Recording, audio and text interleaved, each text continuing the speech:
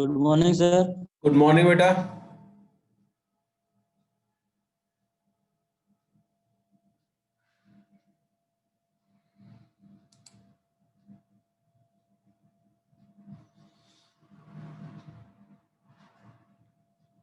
एक दो मिनट बेटा वेट कर लेते हैं, से लोग आ जाएं।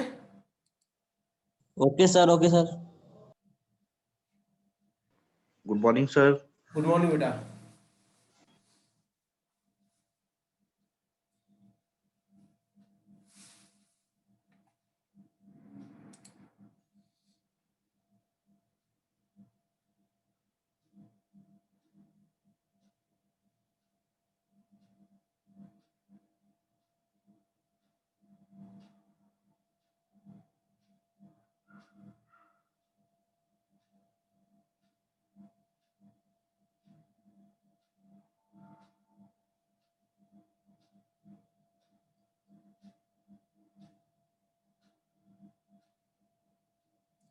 अच्छा, मैं मेरे पास जो आपके सिलेबस में आप लोगों के पास जो बुक्स प्रिस्क्राइब हैं उसकी सॉफ्ट कॉपी मैंने डाउनलोड कर ली है। ठीक है बेटा। Okay sir. बट ये है कि जैसे एआई की किताब है, एआई की 3 किताबें हैं और सब में कम से कम 800 900 पन्ने हैं। ठीक है। सब आपको पढ़ना भी नहीं है। तो मैं वो गूगल क्लासरूम पे आज शेयर कर दूंगा वो सारी बुक्स। ठीक है। तो आप उसको एज ए रेफरेंस यूज कर सकते हैं।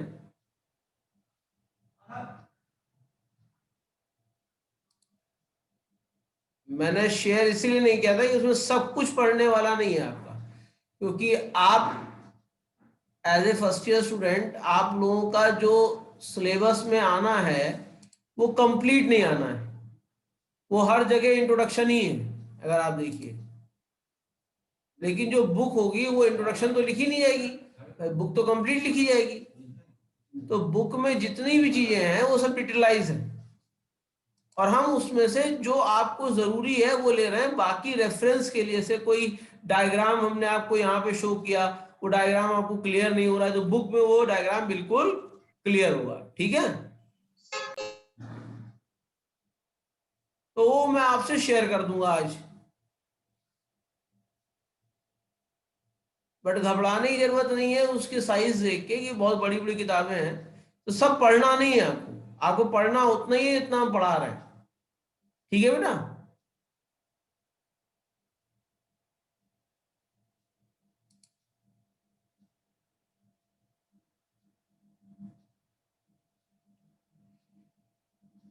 तो यहाँ पे आज आपका दूसरा यूनिट हम स्टार्ट करने जा रहे हैं बेटा। पहला यूनिट तो आपको समझ में आ गया होगा, एथिक्स एथिक्स समझ में आ गई होंगी कि हमको एआई का वही यूज करना है जहां ह्यूमैनिटीज का फायदा हो, ह्यूमैनिटीज का नुकसान जहां हो रहा हो वहां हमको एआई का यूज नहीं करना है। ठीक है ना। तो मेन एथिक्स ये है कि मशीन को मशीन की तरह यूज करना है, मशीन को ह्यूमन की तरह नहीं यूज करना है। क्लियर है? क्लियर है बेटा? Yes sir. तो यहां हम लोग बात करेंगे डेटा और एल्गोरिथम की। आपने एल्गोरिथम की परिभाषा पहले भी कहीं ना कहीं पढ़ी होगी, स्कूल में पढ़ी होगी। अगर जिनके पास कंप्यूटर्स था उन्होंने एल्गोरिथम की परिभाषा पढ़ी होगी। अब होता क्या है कि हमारे पास सबके पास प्रॉब्लम्स होती हैं प्रॉब्लम्स, और किसी एक प्रॉब्लम को सॉल्व करने के हर आदमी की अलग अप्रोच होती है। कोई एक्स तरीका अपनाता है, कोई एक्स डैश अपनाता है, कोई वाई अपनाता है, कोई वाई डैश अपनाता है। जरूरी नहीं कि दो लोग हमेशा एक तरीके से ही सोच के उस प्रॉब्लम को रिजॉल्व करें। किसी भी प्रॉब्लम को रिजॉल्व करने का तरीका अगर आप नेचुरल लैंग्वेज में, जो हमारी आम बोलचाल की लैंग्वेज है, इसमें लिखते हैं तो उसको एल्गोरिथम कहते हैं। क्लियर है एल्गोरिथम क्या होता है? एल्गोरिथम वो सेट ऑफ स्टेप्स होते हैं जो हम computer, nearest to the computer language या नेचुरल लैंग्वेज में लिखते हैं किसी प्रॉब्लम को सॉल्व करने के। प्रॉब्लम क्या है? प्रॉब्लम कई तरह की हो सकती है। रियल लाइफ प्रॉब्लम भी हो सकती है, अब रियल लाइफ प्रॉब्लम क्या होती है? अब जैसे मान लीजिए मैं विनय जी के घर जाऊं, ठीक है विनय, यस सर।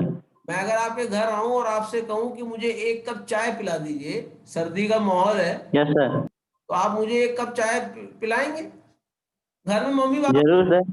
आप हैं और हम हैं, तो यस आप सर। चाय बनाना आता है? हाँ सर। तो क्या आप मुझे स्टेप बता सकते हैं चाय कैसे बनाएंगे? सर सर पहले सर पानी को सर उबालेंगे थोड़ा सा। उसके हाँ बाद सर उसमें दूध चाय चीनी सब बनाएंगे, उसके बाद बनाएंगे उसको। हाँ, तो ये जो आपने मुझे स्टेप बताए ये लिखे हुए स्टेप है, मतलब यस किताब सर। में लिखा हुआ है कि पानी को थोड़ी देर उबालो, है ना? पर रियल लाइफ में क्या होगा? अब हम आपको सवाल पूछने जा रहे हैं, क्या आप ये चेक नहीं करोगे पानी साफ है कि गंदा? क्यों नहीं सर, चेक करेंगे। चेक करोगे, ये तो आपने बताया नहीं था। दूसरा, पानी अगर गंदा हुआ तो क्या करोगे? साफ पानी लाओगे? Yes sir.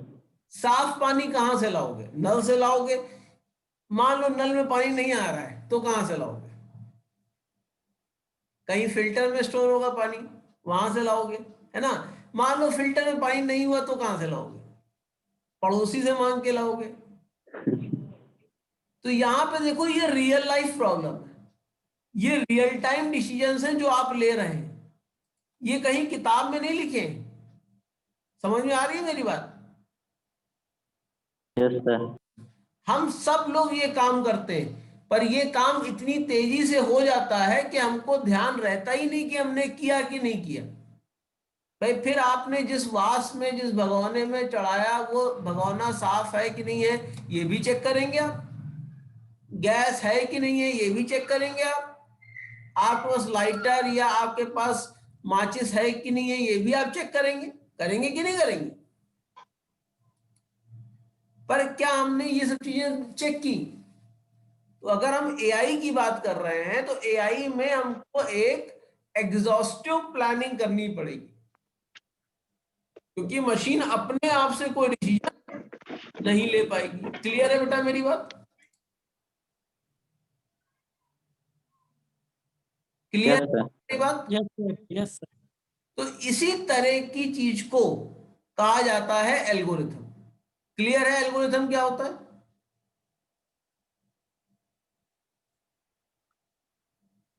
Yes sir. और अगर हम देखें डेटा, तो जो डेटा होता है बेसिकली बेटा, डेटा को हम दो तरीके से डिवाइड कर सकते हैं।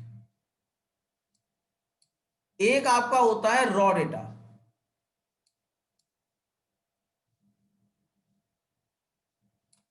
एक आपका होता है प्रोसेस डेटा।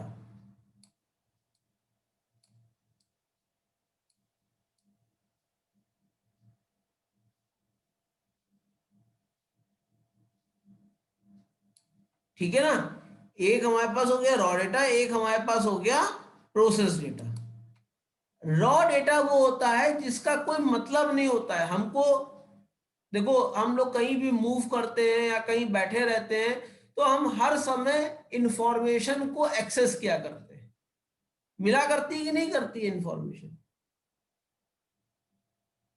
आप कहीं भी एक्स वाई जेड जगह बैठ जाइए, आपको इंफॉर्मेशन मिलती रहती है कि नहीं मिलती रहती है? अब वो डिसाइड करना आपके ऊपर है, वो इंफॉर्मेशन आपके काम की है या वो आपके काम की नहीं है। क्लियर है ना मेरी बात बेटा?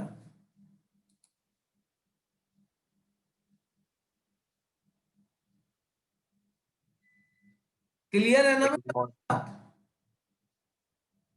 Yes sir. भाई डिसाइड तो आप ही को करना है ना कि ये इंफॉर्मेशन मेरे मतलब की है, ये इंफॉर्मेशन मेरे मतलब की नहीं है। तो हम इंफॉर्मेशन जब अपने स्टार्टिंग फॉर्म में होती है तो किस फॉर्म में होती है? रॉ फॉर्म में होती है। रॉ का मतलब उसका कोई मतलब नहीं होता। हमको पता चला कोई बात, कोई चीज पता चली, वो हो सकता है मेरे मतलब की हो, मेरे मतलब की नाउ आप न्यूज सुनते हो, न्यूज में 50 तरह की न्यूज आती हैं, सब न्यूज आपके मतलब की होती हैं? No sir. भाई मान लीजिए उन्होंने कहते हैं कि जो है कल जो है चाइना से हम जो है समझौते की वार्ता करने जा रहे हैं। अब भाई तुम करो, हमसे क्या मतलब, जब समझौता हो जाएगा तो हम समझ जाएंगे। आपके मतलब की अगर ये इंफॉर्मेशन आए कल से कॉलेज खुल ही रहा है, ये आपके मतलब की है, सीधे आपको इम्पैक्ट कर रही है। क्लियर है ना मेरी बात? और हमको देखना होता है कि कौन सी इंफॉर्मेशन हमारे मतलब की है और कौन सी इंफॉर्मेशन हमारे मतलब की नहीं है। और डेटा एक ग्रीक वर्ड है। डेटा जो वर्ड यूज हुआ है ये एक ग्रीक शब्द जिसका नाम था डेटम, DATEEUM, डेटम से डिराइव किया गया है डेटा। डेटा का मतलब अगर हिंदी में कहें तो सूचनाएं, इंफॉर्मेशन। इंफॉर्मेशन हमारे मतलब की भी हो सकती है, हमारे मतलब की नहीं भी हो सकती। क्लियर है ना बेटा? या हम कई इंफॉर्मेशन को जोड़कर अपने मतलब की इंफॉर्मेशन बना लेते हैं। जब हम कई तरह की इंफॉर्मेशन को आपस में जोड़ते हैं तो बन जाती है प्रोसेस्ड इंफॉर्मेशन। क्लियर है बेटा? बात क्लियर है बेटा? Yes sir. यानी हम लोगों ने पहले देखा कि डेटा जो है बेसिकली दो तरीके से आप डिवाइड कर सकते हो। एक होता है रॉ डेटा, एक होता है प्रोसेस डेटा। रॉ डेटा को जब आप अपने मतलब का यानी मीनिंगफुल इंफॉर्मेशन निकालने की कोशिश करते हो तो जो मीनिंगफुल इंफॉर्मेशन होती है उसको कहते हैं प्रोसेस डेटा। ठीक है, उसको कहेंगे बेटा प्रोसेस डेटा। क्लियर है बेटा प्रोसेस डेटा क्या होता है?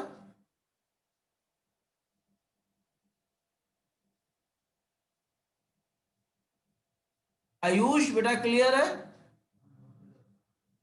Yes, sir. जी सर। और डेटा क्या है?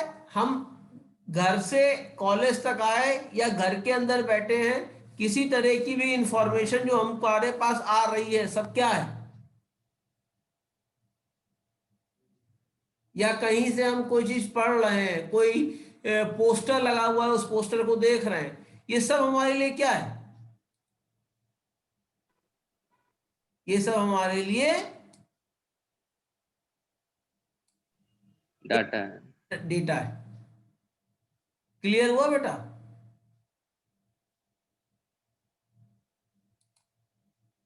डेटा क्या होता है बेटा? क्लियर हुआ?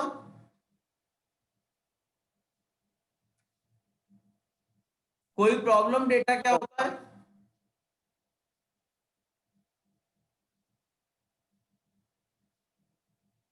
हम्म,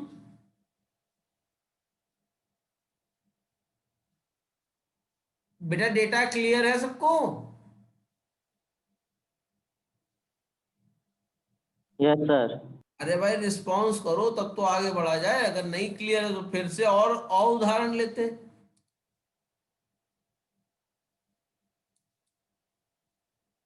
और अगर क्लियर है तो बहुत अच्छी बात है।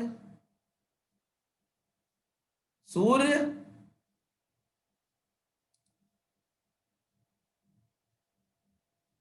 सर एक बार रिपीट कर दीजिए। बेटा किसी भी तरह की सूचना जिसको इंफॉर्मेशन कहते हो उसको जब हम कलेक्ट कर लेते हैं, इकट्ठा करते हैं, हमारे मस्तिष्क में दिमाग में आ जाती है, चाहे हम उस पर कोई रिएक्शन करें चाहे रिएक्शन ना करें, उन सब चीजों को हम क्या कहते हैं? डेटा। डेटा। और जब हम उस डेटा को आपस में जोड़कर किसी मीनिंगफुल इंफॉर्मेशन या मीनिंगफुल रिजल्ट को निकालने की कोशिश करते हैं तो उसको हम कहते हैं प्रोसेस डेटा।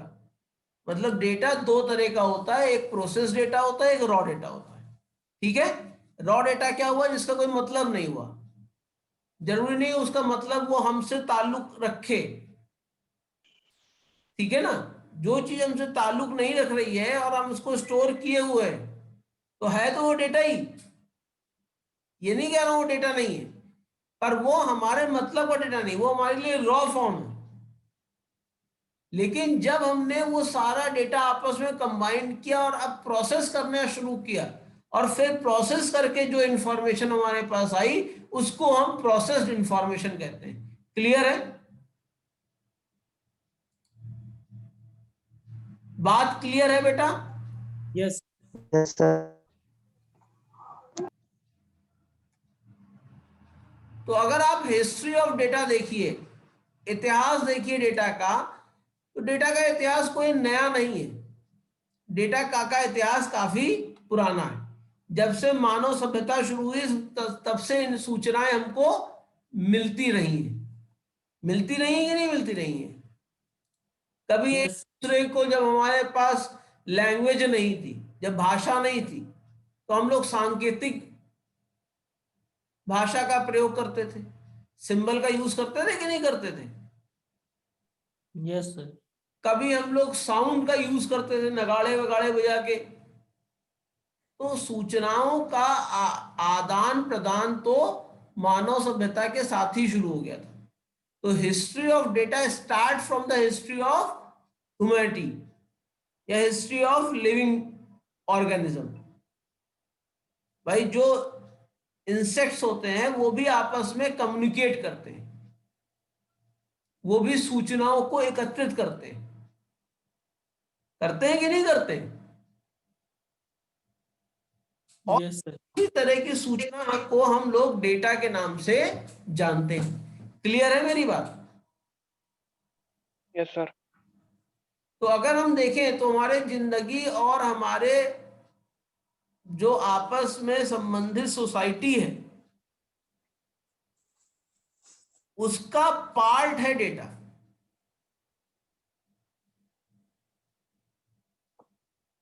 ठीक है ना। हम सूचनाओं के तौर के ऊपर ही निर्णय लेते हैं कि नहीं लेते हैं?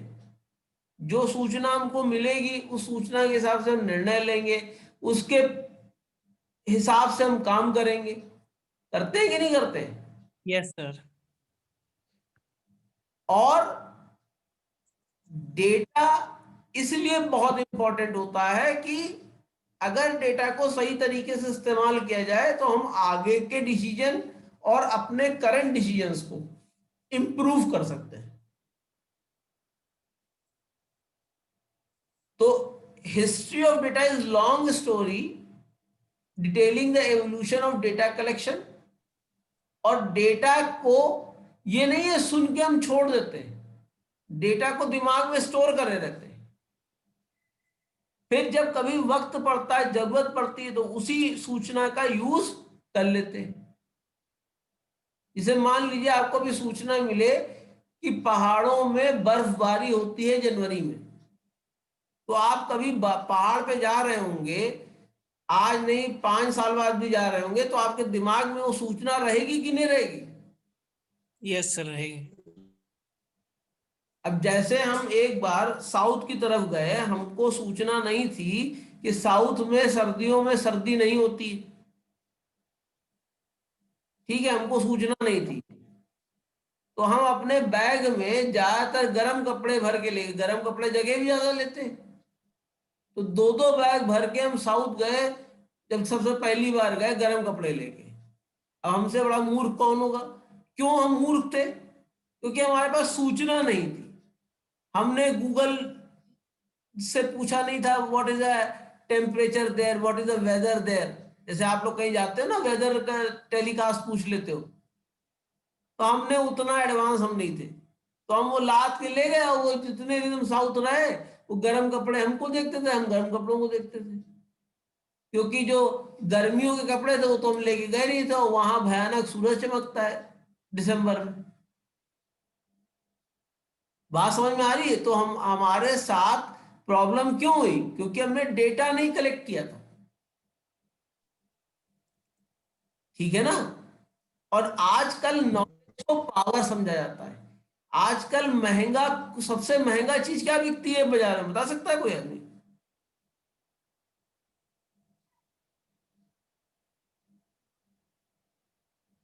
आजकल अगर मार्केट में आपको सबसे महंगी चीज बेचनी है तो क्या है बताइए? Information, knowledge. बिल्कुल सही, इंफॉर्मेशन, नॉलेज या डेटा। आप लोग देखते होंगे कि आपके जीमेल जो है आपको 15 GB स्पेस देता है कि नहीं देता है? Yes sir. एको पैसा लेता है आपसे? नहीं sir. आपको तो मुफ्त में दे देता है 15 GB। और आजकल के जमाने में मुफ्त में कोई आदमी काम करता है? नो सर, सर वो हमारा तो डेटा ले लेता है। तो वो आपने कभी भी उसका एग्रीमेंट पूरा पढ़ा नहीं होगा, जिसको कहते हैं ना आई एक्सेप्ट। जो छोटे से आपने देखा होगा बॉक्स में लिख के आता है, इसको बहुत स्क्रॉल करना होता है। Yes sir. वो पूरा पढ़ा है बेटा किसी ने? No sir. अगर पढ़ोगे भी तो उसमें एक चीज लिखी रहती है, we will share your data with our partners and when you give me money and you become my partner. तो आपने देखा होगा आपके पास मैसेज बहुत आते होंगे, कभी कभी कुछ मेल्स आती होंगी जहां पे आपने कभी अप्लाई नहीं किया होगा। Yes, sir. तो वो मेल आप तक पहुंची कैसे? आपका मेल आईडी उन तक पहुंचा कैसे? आपका मेल आईडी, आपकी इंफॉर्मेशन उन तक पहुंची, आप ही ने दिया था। आपने देखा होगा जब कभी फ्यूल आप भरवाते हो तो आपसे लोग फ्री कूपन भरवा लेते हैं, भरवाते हैं कि नहीं भरवाते हैं? यस सर, बाद लकी में ड्रॉ, इंश्योरेंस कंपनी लेके जाते हैं। हाँ लकी ड्रॉ होने वाला है, फिर वहां Yes, से sir. फोन Yes, आता sir. है कि आप आइए हमारे यहाँ, इतने का पैकेज आपको मिल रहा है, मतलब हॉलीडे पैकेज मिल रहा है कि नहीं मिल रहा है। तो आजकल मेन खेल किसी भी कंपनी का, किसी भी जो है ऑर्गेनाइजेशन का, ये है कि उसके पास इंफॉर्मेशन हो जाए। जब आपने AKTU का एग्जाम दिया होगा तो आपने भी डेटा भरा होगा, बहुत से कॉलेजेस से आपको कॉल भी गया होगा, होता है कि नहीं होता है? Yes, sir. कि आप हमारे कॉलेज में आ जाइए, एडमिशन ले लीजिए, मिलेगा आपको, ये भी मिलेगा आपको, ये भी मिलेगा। इस तरह से इंफॉर्मेशन होता है, क्योंकि आजकल डेटा से ही बिजनेस शुरू होता है। And this process is very important for every business. चाहे हम कंप्यूटर का बिजनेस कर रहे हो, यानी IT ओरिएंटेड बिजनेस कर रहे हो, चाहे हम नॉन IT ओरिएंटेड बिजनेस कर रहे हो, ये डेटा ही हर चीज की रीढ़ की हड्डी होती है। It is a very important part of every business. और डेटा सबसे पहले कलेक्ट होता है, फिर किसी जगह स्टोर होता है, और उसके बाद फिर अपने मतलब का डेटा हम प्रोसेस करते हैं। अब आप पूछोगे हमारे मतलब का डेटा क्या? आपने देखा होगा कि आपको मेल जो ज्यादातर आती है वो वहां से आती होगी जहां पर यंगर जनरेशन ज्यादा जाती है।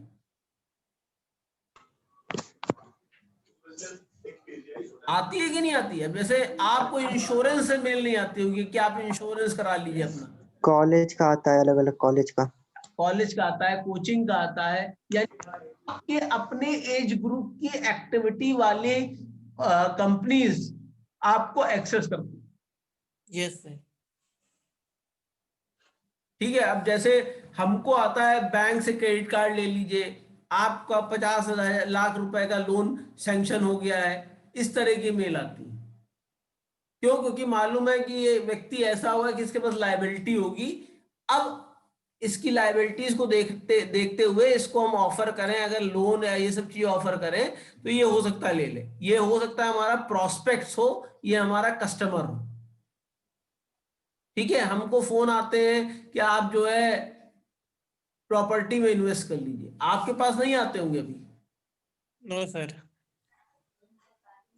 तो आप बात समझ रहे हो मेरी बेटा?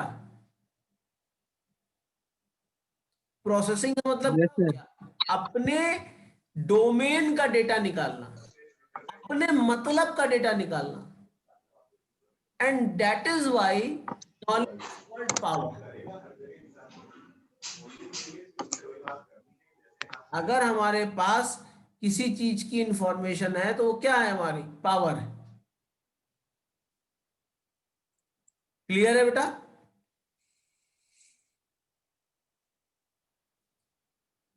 और ये भी हमेशा कहा गया है, information is power when shared. अगर हम नॉलेज को आपस में शेयर करें तब वो पावर बनेगी। और नॉलेज क्या हो गई? जो हमारे मतलब का डेटा है।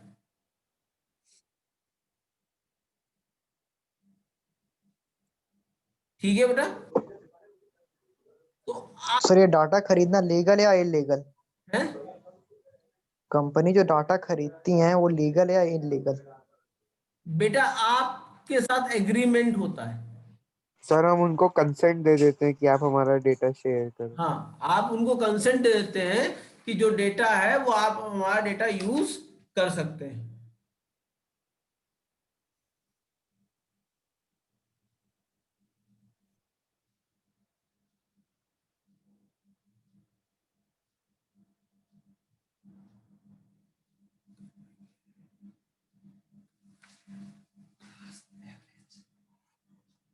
क्लास कर लीजिए, उसके बाद नेक्स्ट में तो वीडियो से बात कर लीजिए, उसके बाद फिर हमें बता दीजिएगा हम आते हैं।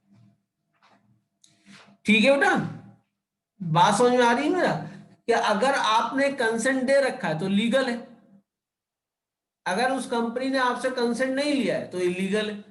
लेकिन हर कंपनी आपसे ले लेती है। आपने कोई पुरानी पिक्चर देखी होगी तो उसमें जो लड़का होता है, कहीं पिताजी से साइन करवाना होता है तो क्या करता है? 50 पन्ने रखता है और बीच में एक पन्ना अपने मतलब का लगा देता है। ऐसा करता है कि नहीं करता है? और पिताजी सारे पन्नों बिना देखे साइन करते रहते हैं। होता है कि नहीं होता है ऐसा? Yes sir. तो इसीलिए कभी भी आपको जो इंफॉर्मेशन है वो उसमें नहीं आती है, क्या कहते हैं कि इंफॉर्मेशन कभी भी आपकी उसमें आपको नहीं दिखाई पड़ेगी कि एक बड़े से पन्ने में आपको इंफॉर्मेशन दिखाई पड़ रहा है। कभी दिखाई पड़ती है? आप देखोगे छोटा सा विंडो आएगी, उसमें इंफॉर्मेशन आएगी जिससे कि आपको बार बार स्क्रॉल करना पड़े। और हम लोग पन्ना पलटने में, स्क्रॉल करने में आलस कर जाते हैं। करते हैं कि नहीं करते हैं?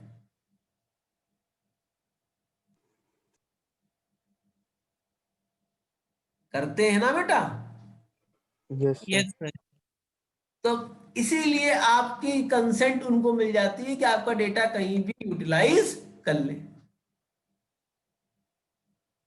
भाई नहीं तो आप अगर देखो तो बहुत से ऐसे प्लेटफॉर्म हैं जो फ्री नहीं है, और जो फ्री नहीं है वो आपकी इंफॉर्मेशन को कहीं नहीं देते। गूगल में भी कुछ अकाउंट होते हैं जो फ्री नहीं होते हैं, उनका उसमें स्पैमिंग आपने देखा हुआ कम आती है, आपकी प्राइवेसी हो जाती है।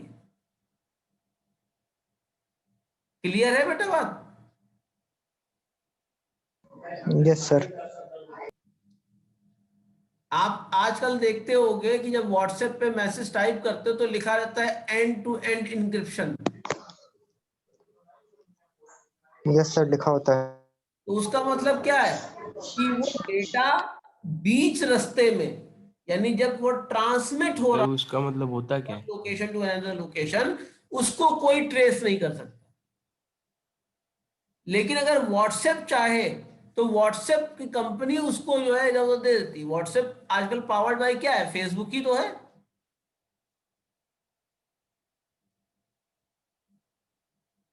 भाई पहले व्हाट्सएप एक, आजकल WhatsApp is powered by Facebook ही लिखा। Yes sir. Yes sir. Instagram भी। तो यहां तक के सब चीजें जितना भी आप सोशल मीडिया की तरफ चलते चले जा रहे हैं, आपके पास इंफॉर्मेशन इसी तरह की बढ़ती चली जा रही है।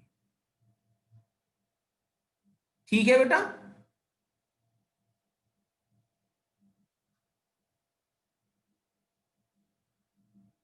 क्लियर है बेटा? Yes sir. अब डेटा का यूटिलाइजेशन आजकल के जमाने में कैसे होता है, ये देख लेते हैं जरा इसको। देखिए, सबसे पहले तो डेटा हमारे पास खाली स्टोर रहती थी, ठीक है। उसके बाद 1960s और उसके अर्लियर हम केवल डेटाबेस का स्टोरेज करते थे, कलेक्शन करते थे in the form of primitive file processing. Primitive file processing का मतलब क्या? जैसे हम लोग फाइलें नहीं बनाते हैं, जैसे आप नोट्स बनाते हो, अब नोट्स में से कोई इंफॉर्मेशन आपको लेनी होती है तो आप पूरे नोट्स को पढ़ते हो और फिर उसमें से इंफॉर्मेशन निकालते हो। ऐसा होता है कि नहीं होता है? यस सर, होता है सर। लेकिन होता है सर। 1970s और 1980s के बीच में एक सिस्टम बना जिसे कहा जाता है डेटाबेस मैनेजमेंट सिस्टम, डीबीएमएस। जो आईएससी या सीबीएसई से होंगे उन्होंने देखा होगा कि डीबीएमएस सिस्टम के बारे में थोड़ा बहुत पढ़ा होगा उन्होंने, कि वो पुरानी फाइल की तरह नहीं स्टोर होता है डेटा। अब वो क्या होता है, रोज और कॉलम्स में, यानी टेबल में डेटा स्टोर होता है।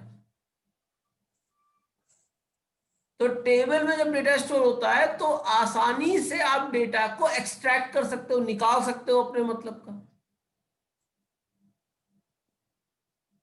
ऑनलाइन ट्रांजेक्शन्स आप कर सकते हो। ऑनलाइन ट्रांजैक्शन का मतलब मॉनिटरी ट्रांजैक्शंस की बात नहीं है। जैसे आप सब लोगों ने कभी ना कभी टॉरेंट यूज किया होगा, किया है टॉरेंट यूज मूवी डाउनलोड करने यस के लिए? सर, किया है। Yes sir. तो कोई भी मूवी करने के लिए मूवी का नाम लिख के सर्च करते थे।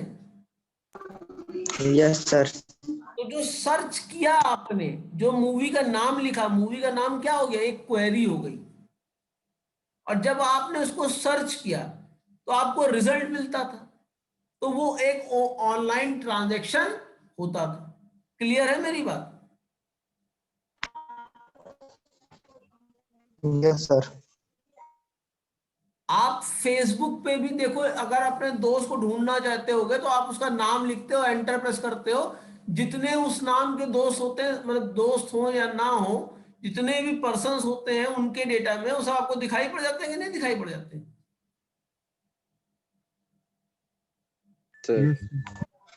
तो ये क्वेरी प्रोसेसिंग है कि हम किसी क्वेरी को प्रोसेस करने की कोशिश कर रहे हैं। क्लियर है बेटा?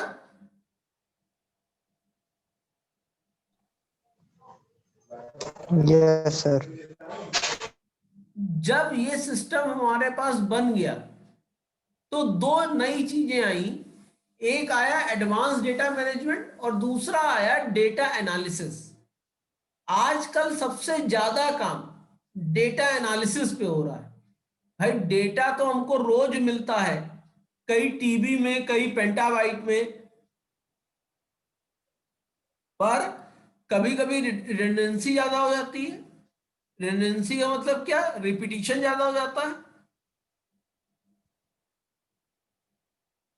ठीक है ना बेटा? Yes sir. तो इस रिपीटिशन को रोकने के लिए जो एनालिसिस की गई है कि जो डेटा बार बार रिपीट हो रहा है उसको हम क्यों यूज करें, क्यों स्टोर करें, या जो हमारे मतलब का डेटा है। जैसे मान लीजिए हमारी कोचिंग इंस्टीट्यूट है, हम चाहते हैं कि हमको डेटा मिले तो हम केवल चाहते हैं कि जिनकी एज 18 से 23 तक के हो उन्हीं का डेटा मिले। तो हमको इसको डेटा को क्या करना पड़ेगा, माइन करना पड़ेगा। माइन का मतलब खुदाई करनी पड़ेगी डेटा में से, जो अपने मतलब की चीजें निकालना पड़ेगा। Yes sir. तो ये सब आपका एडवांस डेटा एनालिसिस में आता है। आजकल जितना भी आप काम देखते हो वो सब एडवांस डेटा एनालिसिस का काम है। क्लियर है ना बेटा? भाई जिन लोगों ने अटेंडेंस नहीं डाली वो अटेंडेंस डाल दें। अभी कुछ लोगों ने अटेंडेंस नहीं डाली है, चैट पे अटेंडेंस डाल दे बेटा। जैसे ही आप एंटर करते हो सबसे पहला काम क्या करो, अपनी अटेंडेंस डाल दिया करो, ठीक है? क्योंकि आगे अगर अटेंडेंस कम होगी तो आपको क्विज़ेस में बैठने नहीं दिया जाएगा।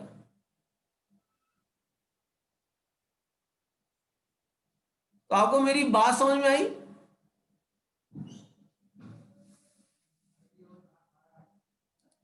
भाई आपको मेरी बात समझ में आई ये वाली?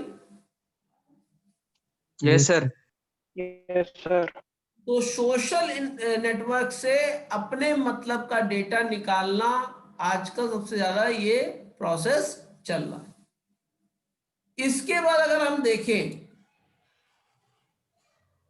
तो जो इंफॉर्मेशन हमको मिलती है इससे हम क्या क्या डिराइव कर सकते हैं, क्या क्या समझ सकते हैं। जैसे मान लीजिए सूचनाएं मिली कि आजकल गवर्नमेंट ने रूल बना दिया कि सबको मास्क पहनना जरूरी है। तो इसका मतलब पहले जो मास्क डेवलपमेंट की जो एजेंसीज थी, कंपनीज थी, वो क्या करती थी भाई? वो कुछ थी। अब क्या हो गई है? अब बड़ी बड़ी फैब्रिक कंपनी जैसे एलन सॉली है, Yes. एक मास्क बनाती है कि नहीं बनाती है? Yes sir. वाइल्ड क्राफ्ट आपने देखा होगा मास्क भी बनाने लगी। ठीक है, पहले सर्जिकल एलिमेंट जहां बनते थे, डॉक्टर्स के एलिमेंट जहां बनते थे, जो क्लिनिकल चीजें होती थी वहीं पे ये सब चीजें बनती थी कि नहीं थी? सैनिटाइजर है, आप आजकल देख रहे हो कि हर गली मोहल्ले में सैनिटाइजर बन रहा है। तो ये सब सूचना पे ही आया ना कि भविष्य में हमारा बिजनेस किस तरीके से होगा। यस। आप लोगों के सिलेबस में एआई आया, कैसे एआई आया, क्यों एआई आया, कोई बता सकता है? सर आगे क्योंकि आधी दुनिया एआई पे ही चलने वाली, इसीलिए उन्होंने प्रेडिक्ट करके हम लोग को एआई पढ़ा दी। बिल्कुल सही बेटा आप कह रहे हो। उन्होंने क्या किया, उन्होंने ये देखा कि आगे किन किन टेक्नोलॉजीज का इस्तेमाल होने वाला है, जिससे Yes. अगर आप मार्केट में रहें तो आपको पता रहे कि कौन कौन सी ऐसी टेक्नोलॉजीज हैं जिसका इस्तेमाल होगा, और उस टेक्नोलॉजी की बेसिक इंफॉर्मेशन आपके पास हो। भाई बेसिक अगर हमको मालूम हो तो हम एडवांस लेवल का काम कर सकते हैं। कर सकते हैं कि नहीं कर सकते? Yes sir. तो उन्होंने बेसिक सारी इंफॉर्मेशन आपको देना शुरू कर दिया। क्लियर है बेटा? अब जैसे अगले सेमेस्टर में आप इमर्जिंग टेक्नोलॉजीज के बारे में पढ़ेंगे कि आजकल कौन कौन सी टेक्नोलॉजीज इमर्जिंग है। हमने आपको बताया ही था, फर्स्ट यूनिट में हम लोगों ने पढ़ा ही था, कुछ टेक्नोलॉजीज बहुत इमर्जिंग है, मतलब जिनको हम आजकल यूज कर रहे हैं। आईओटी है, क्लाउड है, पढ़ा था कि नहीं पढ़ा था? Yes sir. पढ़ा था सर। सेकेंड ईयर में जाओगे तो पाइथन लैंग्वेज है, साइबर सिक्योरिटी है, ये सब आप पढ़ोगे इररिस्पेक्टिव ऑफ ब्रांचेस। तो ये एक ऐसी टेक्नोलॉजीज हैं जो हर जगह इस्तेमाल हो रही है। ठीक है बेटा?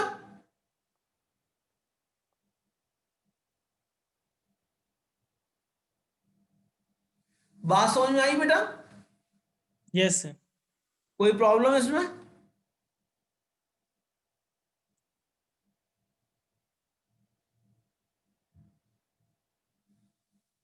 अब आगे अगर देखें तो डेटा में सबसे पहली चीज होती है डेटा एक्विजिशन, डेटा को गैदर करना, डेटा को स्टोर करना, डेटा को कलेक्ट करना। तो अगर डेटा एक्विजिशन या DAQ जिसको शॉर्ट में कहते हैं, डेटा एक्विजिशन को कहें तो डेटा एक्विजिशन क्या है? It is referred as the process of digitalising data. क्योंकि अगर हम देखें तो डेटा तो सब तरफ है। अगर मैं आपके सामने बैठा हुआ हूं तब भी एक डेटा हूं, लेकिन मेरी फिजिकल प्रॉपर्टीज है। इन फिजिकल प्रॉपर्टीज को इलेक्ट्रॉनिक प्रॉपर्टीज में ये डिजिटलाइज करेंगे, तभी तो आप तक पहुंच रही है। Yes, sir. Yes, sir. और आपकी इंफॉर्मेशन, आपकी वॉइस क्या है? एक फिजिकल प्रॉपर्टी है। उसको जब तक डिजिटल सिग्नल्स में नहीं कन्वर्ट किया तब तक मेरे पास नहीं आएगा। The process of digitalising, that is converting the physical thing या analog information into the digital information, is known as data acquisition. Clear है? जैसे मैंने आज आपसे शेयर किया था कि कुछ बुक्स हमने डाउनलोड की हैं जो आपके सिलेबस में प्रिस्क्राइब किया था शुरुआत में, और फिर मैंने कहा था वो सारी बुक्स मैं आज आपसे गूगल क्लासरूम में शेयर कर लूंगा। हम गूगल क्लासरूम में वो सारी बुक्स जो है शेयर कर देंगे, पर वो बुक्स देख के घबरा ना जाइए, क्योंकि उसमें हजार पन्ने हैं कम से कम हर बुक में। तो आपको 1000 पन्ने नहीं पढ़ने, सर बस इंडेक्स पढ़ना है। नहीं इंडेक्स भी नहीं पढ़ना, इतना भी कम नहीं पढ़ना है। आपको जो मैं पढ़ा रहा हूं यही पढ़ना है, पर अगर आप इसको और डिटेल में पढ़ना चाहते हैं तो उन किताबों में और डिटेल में दिया गया है। मतलब वो आपके कंपल्सरी तो नहीं है ना सर बुक लेना? हैं, जैसे आपके कोर्स में 5 या 6 किताबें प्रिस्क्राइब है। सिलेबस देखा है आपने?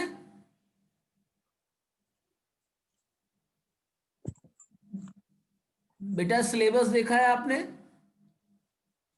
Syllabus. अरे देखा हो तो बताओ, देखा है? नहीं देखा हो तो बताओ, नहीं देखा है हाँ तो। Sir,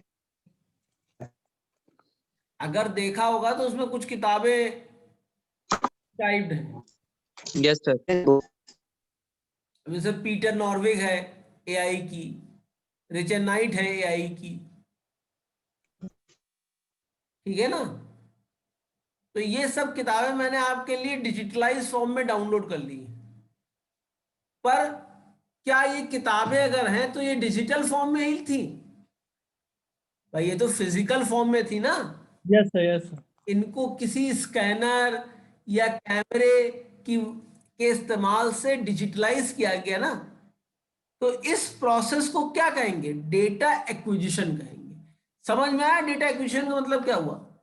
yes sir.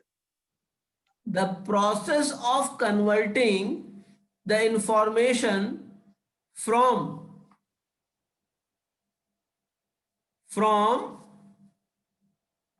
physical source to digitalized source is known as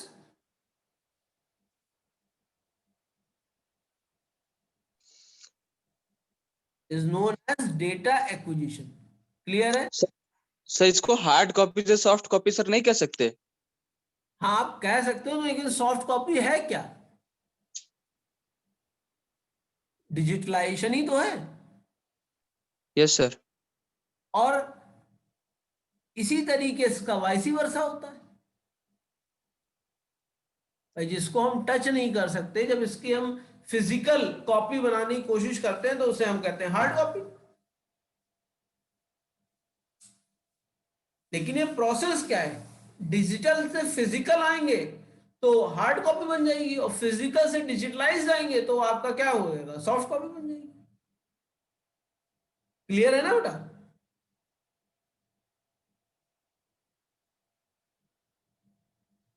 ये चीज क्लियर है बेटा आपको? Yes sir. तो अब डेटा एक्विजिशन में अगर देखें तो इसके 3 जो हैं की एलिमेंट होते हैं। वो 3 की एलिमेंट क्या होते हैं? एक सेंसर होता है। सेंसर क्या करता है? जो भी फिजिकल एनवायरनमेंट है उसको सेंस करेगा। मान लीजिए कोई चीज लिखी हुई है, उसको सेंस करेगा, ठीक है ना? क्योंकि अब जैसे मान लीजिए हमने ए इस तरह लिखा, ठीक है, कोई ए इस तरह भी लिखता है, तो दोनों इमेजेस हैं तो एक ही ना। लेकिन क्या सेम है?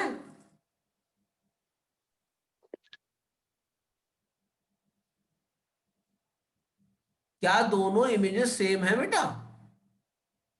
No sir. No sir. तो इस तरीके से किसी भी इमेज को पहले तो सेंस करना। तो सेंस के लिए आप क्या एलिमेंट यूज करोगे? सेंसर। ठीक है। फिर उस सिग्नल को कंडीशनल करना। कंडीशनल का मतलब क्या? एनालॉग या डिजिटलाइज करना, depending upon the condition. Then आपको क्या रिक्वायर्ड है? एनालॉग टू डिजिटल कन्वर्टर, जिसको हम लोग शॉर्ट में एडीसी कहते हैं।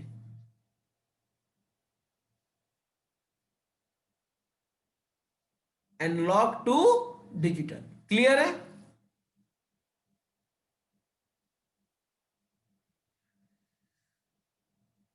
क्लियर है बेटा ये चीज? Yes sir. तो ये जो तीन चीजें हैं, इनके बारे में डिटेल में अगले क्लास में पढ़ेंगे, मतलब कल पढ़ लेंगे। ठीक है ना? आपका इसके बाद भी शायद कोई क्लास होगा। यस सर है। तो इसके पहले क्विज था। हाँ, अच्छी हुई होगी उम्मीद करता हूं। ठीक है बेटा, तो इसको हम लोग अगले क्लास में पढ़ते हैं। ठीक है, यहीं से पढ़ेंगे कि डेटा एक्विजिशन सिस्टम में क्या क्या चीजें एलिमेंट होते हैं। क्लियर है? Yes sir. सर अगली क्लास सर कितने बजे से सर है आज? अरे, आज नहीं है, कल है। कल कल है भाई, सर। कल। Okay sir. और एक्स्ट्रा लेना चाहते हैं तो एक्स्ट्रा कल कर लेंगे, एक्स्ट्रा कर लेंगे कल। No sir. No sir, no sir, extra no नहीं sir. No no no. Sir कल पूरा 4:30 बजे तक चलेगा क्लास। तो परसों एक्स्ट्रा कर लेंगे। एक्स्ट्रा करने में अरे सर रहने दीजिए ना सर। परसों सर 6 बजे तक है। 6 बजे तक कैसे? तो 5 बजे किसी ने देखा है सर? एक्स्ट्रा कल का एक्स्ट्रा कल देखा जाएगा। एक्स्ट्रा। हम ही एक्स्ट्रा ना ले, पूरी दुनिया एक्स्ट्रा ले लेती है। चलो, समझ में आया इतना बात? फिलहाल सबको समझ में आया भैया? हाँ। Yes sir. ठीक है फिर, thank you. Thank you sir.